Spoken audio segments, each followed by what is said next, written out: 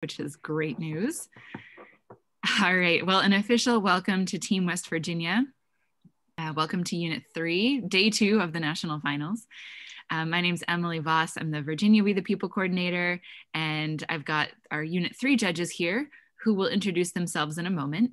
They'll ask you to introduce yourselves and your coach, and then we will proceed. So it won't surprise you that we're doing question 2 today. We'll do your 4-minute statement, and then the judges will have some time for some follow-ups. And they're looking forward to a great conversation. So good luck to everybody. And judges, please take it away. Thank you. Well, we have 3 students here, and that's what's really important. And it's great to see you. It's been a tough year, and it's a tribute to you that you've made it through our tough year and won your state's championship. And it leaves us confident we're going to have a really nice conversation with you. I'm Donald Rogers. I retired from Central Connecticut State University recently, where I taught history for many years. I've been involved with the We the People program for a long time. It's a great program, and it's, again, a tribute that you're part of it. Unmute, please. Yes, name is Joe Stewart. I teach at Clemson University in South Carolina. About many years ago, before you were born, I taught at a little place up the road in Morgantown, West Virginia University. So West Virginia is one of my favorite places that I've lived. Always happy to see West Virginians, and relax. We're going to have fun learning from you about what you've learned about the Constitution. Joe, was Robert Byrd one of your high school students by any chance? No, but he was my senator, so. So that worked out all right. Yeah. These guys have mentioned y'all are going to teach us a lot today, and I'm glad you are. Aiden, I've always wanted to know how to tie a bow tie. So when the session is over, maybe you can teach me how to do that, how you did what you did. That looks a whole lot better than anything I've been able to tie. I'm Mike Miles from Birmingham, Alabama, and I'm delighted to meet you this morning. So students, please tell us who you are and introduce your teacher. I'm Aiden Taylor, a junior at Clay County High School. My name is Jaden Koger, and I'm a senior. I'm Matt Shelton. I'm also a junior at Clay County High School. We are joined by our teacher, Mr. Philip Dobbins, and our coach, Mr. Mike Mullins. These guys have heard this before, but when I lived in West Virginia, I refereed high school basketball too, but I never made it to Clay County to be booed in your gym. I've been booed in a lot of other gyms there. But... We just won the sectional. Did you? Oh, did you? Yes, sir. Great. Very good, very good. So we're doing question 2 today. It begins with a quotation from John Adams in a letter from 1780. Quote, "There is nothing I dread so much as a division of the Republic into 2 great parties, each arranged under its leader and in opposition to each other." Unquote. What issues led to the formation of the original political parties? To what extent have those issues persisted in American political parties? What are the advantages and disadvantages of a unified or divided government? Please present your remarks. Political factions or parties began to form during the struggle over ratification of the Federal Constitution of 1787. Friction between them increased as attention shifted from the creation of a new federal government to the question of how powerful that federal government should be. The Federalists, led by Secretary of Treasury Alexander Hamilton, wanted a strong central government, while the Anti-Federalists, led by Secretary of State Thomas Jefferson, advocated states' rights instead of centralized power. Federalists coalesced around the commercial sector of the country, while their opponents drew their strength from those favoring an agrarian society. The ensuing partisanism battles led George Washington to warn of the baneful effects of the spirit of party in his farewell address as President of the United States. The Federalists and Anti-Federalists alike had differing views on issues which included the structure of the federal government. For example, Federalists supported the separation of church and state. The issues from the ratification debate, such as the Bill of Rights, which the Anti-Federalists supported, allowed for the emergence of 2 official political parties. Over time, however, the parties remained, and issues that were focused on changed, which led to the parties changing names. The Anti-Federalists became known as the Democratic Republicans under Thomas Jefferson. Then years later, it became the Democratic Party under Andrew Jackson. In John Adams' letter to Jonathan Jackson, a man who served as a Massachusetts delegate in the Continental Congress, Adams described the partisan division of political parties as the greatest political evil. However, James Madison elaborates in Federalist 10 on political parties, where he argues that a republic is best suited to maintain the partisanship because factions are inevitable. He states that as long as humans have the ability to reason, they will have differing opinions. And this has continued to be proven true as we have had new parties emerge. James Madison in Federalist 10 describes that factions or self-interest groups are an ever-present part of functioning society. He proposed that humans consented to living in a society and create factions in order to protect themselves from or influence government. Madison proclaims that factions are a necessity for a healthy body politic, and while this is true, they can also generate much conflict, seeing it as their source of vitality. The most prominent example of this throughout American history is political factions. While the lack of a strong central government was the main issue from the political factions stemmed, this issue is no longer present today. In fact, one might even say the opposite and argue that the strong central government crafted by our founders led to the decline in state powers, allowing for weaker state governments than opposed that existed before the convention. This is exemplified by case law such as Gibbons versus Ogden, 1824. As mentioned before, conflict is not only the source of factions, but the result of factions. Therefore, this perpetual cycle is what has allowed the debate over issues following the ratification of the Constitution to persist into today's world. While the fight for the continual balance of state and national powers continues, so does the fight for freedom and liberty. Recent examples of the fight for liberty include the various civil rights movement, resulting in constitutional amendments such as the suffrage amendments. One of the major advantages of unified government is the way that formation can flow quickly and legislation can be passed without arguments that originate in parties. Although without the party system, our government would lack the necessary arguments and coemption that makes our government fresh and challenging. When we are able to have a government that focuses not only on the system or party in which they lie, we will have a government that works for the people. A divided government is something that keeps things opposed in a way that is sometimes beneficial to the people, giving the constituents a choice. One could say that without a divided government, we would no longer give people an opposing choice on ideas, therefore cutting their ties in government, which would be a huge violation of their rights as the people to have a government for the people, by the people, and of the people. Very good, thank you. Nicely timed down. So was George Washington correct that we should be wary of the baneful spirit of partisanship?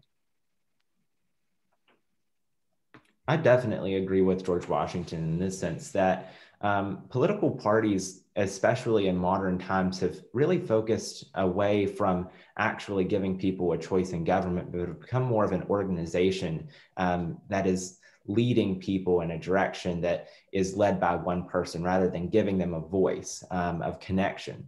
So I definitely agree that it's something that could potentially be, and if not already, dangerous to our democracy.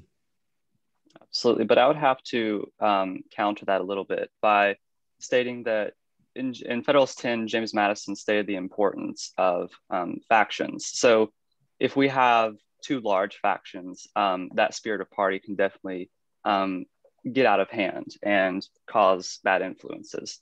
However, the more factions we have, the more subgroups and sub-interests that we have in these overarching political parties, and it can lessen the impact that those ideas and specific parties have. Are you arguing for a multi-party system? Absolutely. I feel like a multi-party system would have a great effect on our country. With the current system we have the two political parties, and in the Electoral College, this makes it really hard for a third party or a multi-party system to occur. So I feel like if we have two states, Maine and Nebraska, that have proportional representation based on their delegates for the Electoral College. So I feel if the rest of the states sort of follow after Maine and Nebraska, that this would help the third party system or a multi-party system to occur. Also, if we look historically, George Washington was an unopposed president primarily. So it's kind of amiss for us to say that his opinion of how the political parties work is true today. We don't have any unopposed president in the United States nowadays. So it's important that we do open up, like my partner Jaden said, to have multiple parties to really encompass everyone's opinion and ideals and values in government. If I understood you correctly, I thought you said that that a strong central government is no longer what divides the parties. Am I understanding you correctly, that you think each party wants some type of strong central government?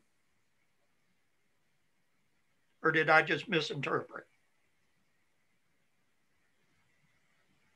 So I'm not sure exactly what you're referencing exactly, but it is kind of true if you look at it that both parties do favor a strong central government. Nowadays, you look at the Democratic Party being more of economically centralized as far as their ideals, and then the Republicans, their party more keeping things to where the central government is strong in the manner that it's not limiting everything, but can protect in a defense manner, so a strong military and things like that. Just the ways that they're looking for a strong central government are very different. You've mentioned factions a number of times. What are the differences between a faction and a third party, or a faction and one of the two main parties? What are the differences? So a faction is essentially a group of people who share common ideas or interests. And, we could even expand this definition to cover states as factions or nation states as factions. So I feel like the main difference between a third party and a faction would be a third party would essentially be a political faction. One of the main factions that we talked about in our opening that face the United States today.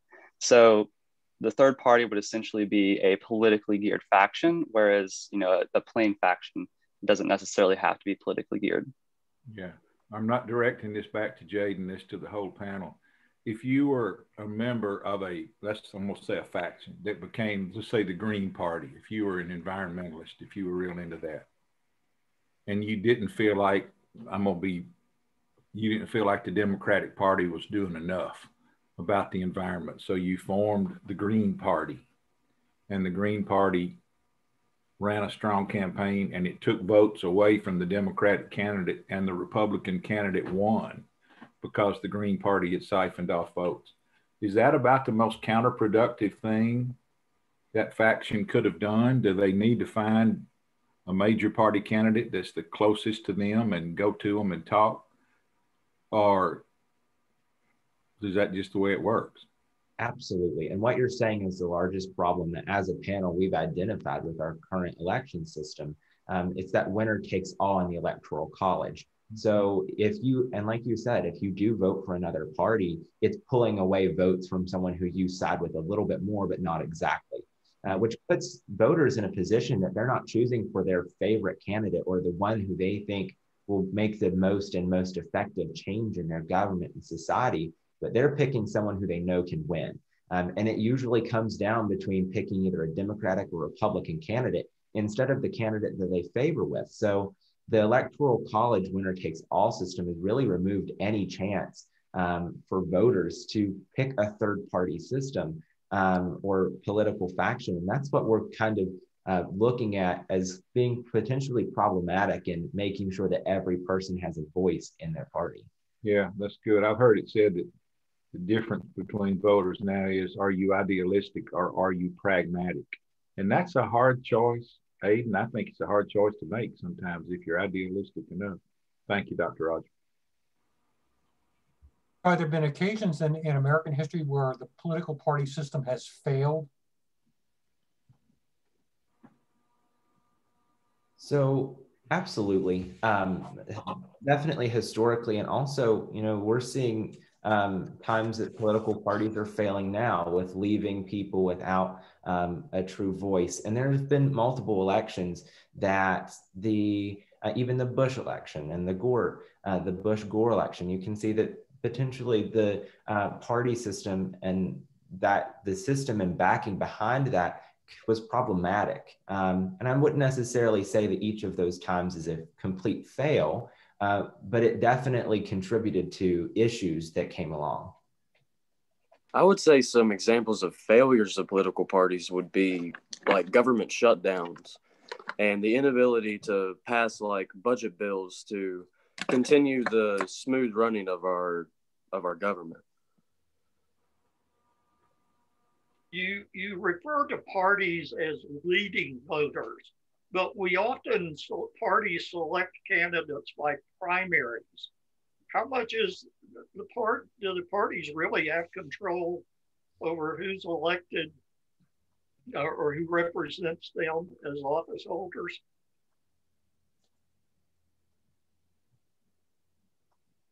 So I think what you're referencing is that, of course, the political parties are whoever their candidate is, the people in that party are choosing that candidate. But what we're saying is that our major political parties have really become a organization rather than just an interest group of people who have the same ideas. They're running conventions, they're doing lobbying, they're working to progress an agenda.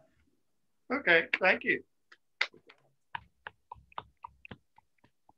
Thank you. Very good presentation and good responses to our questions. And we have a few comments for you in case they may be helpful for you. I thought you had a good opening presentation. It sort of emphasized the first and the last parts of the question. You talked about the foundation of the parties.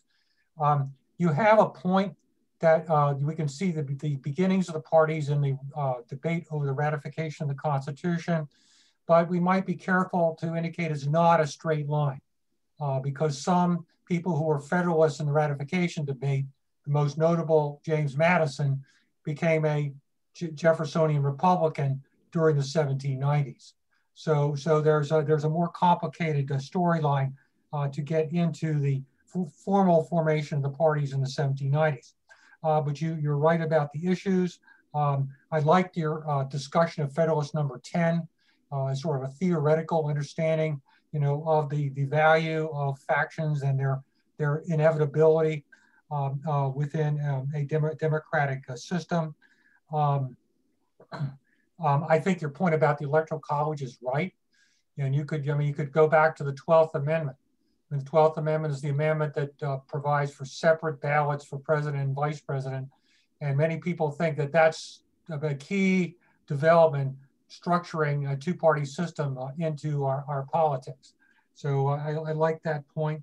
I agree about, on the failures. I mean, the government shutdowns is a good example of how partisan lack of cooperation causes malfunction in government. You could have mentioned others. Going back farther, the Civil War must be the greatest of the failure of the party system. So many good points, a lot more we could talk about. That's a sign of a good presentation when we only can scratch the surface of the iceberg. So I appreciate your presentation and I learned from it. Well, except Dr. Rogers forgets that the Civil War also produced West Virginia. And so I'm not sure we're going to consider that a failure.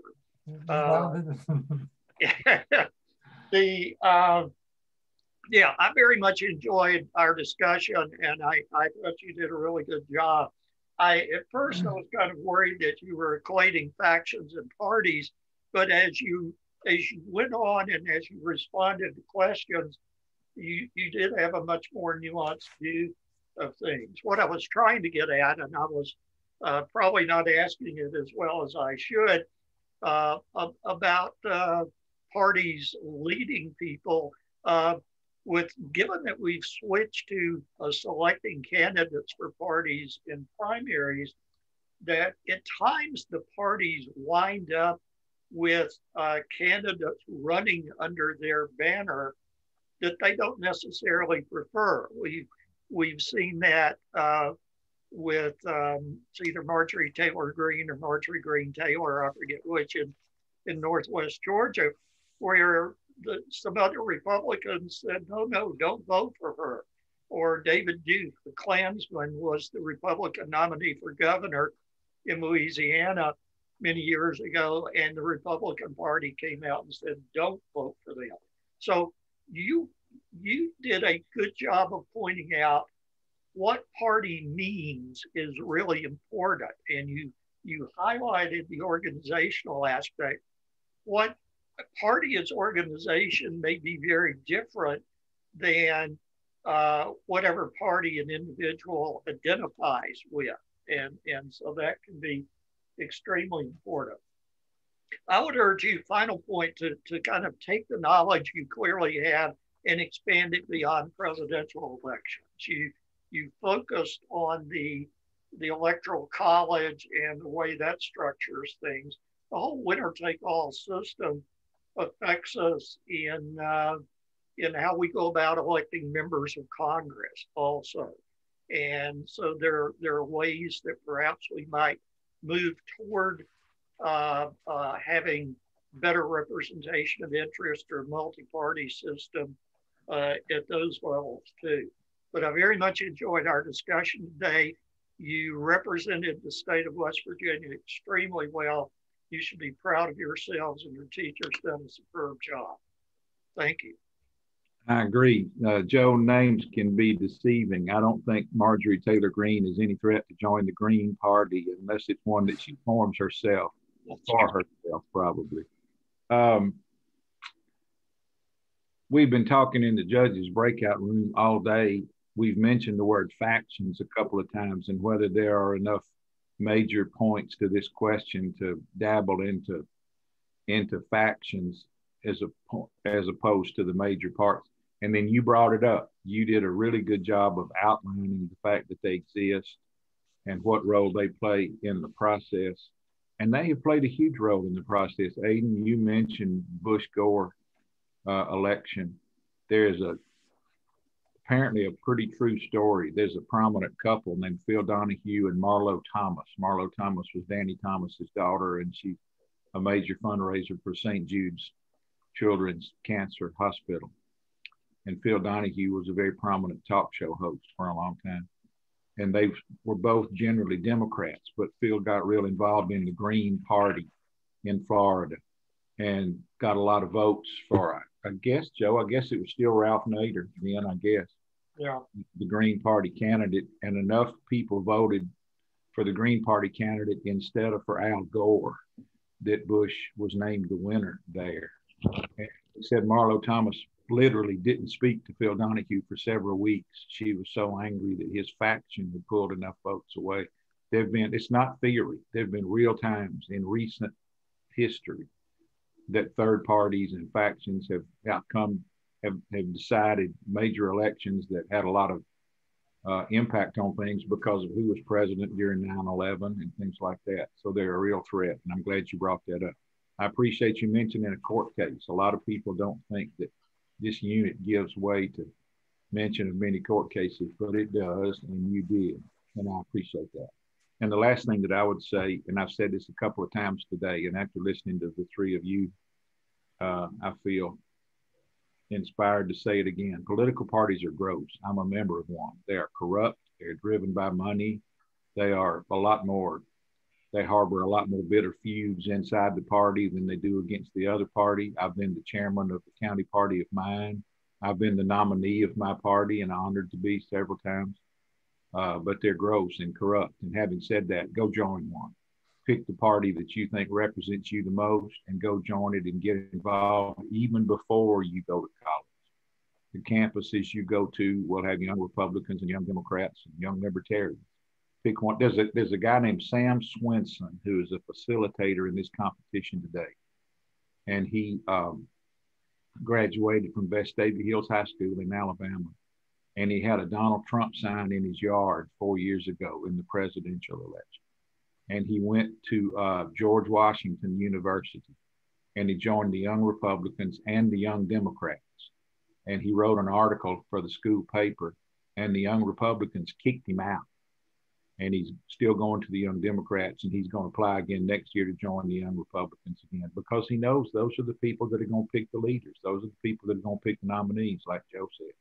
Those are the people that are going to run the country and run the state and run the legislature. Get in one of them and pick the one you think is best and try to clean it up a little bit and pick nominees that you think will be good And then, I don't know, one day nominate Philip Dobbins for governor of West Virginia and work real hard. No, don't do that. Never mind. That wouldn't be a good idea.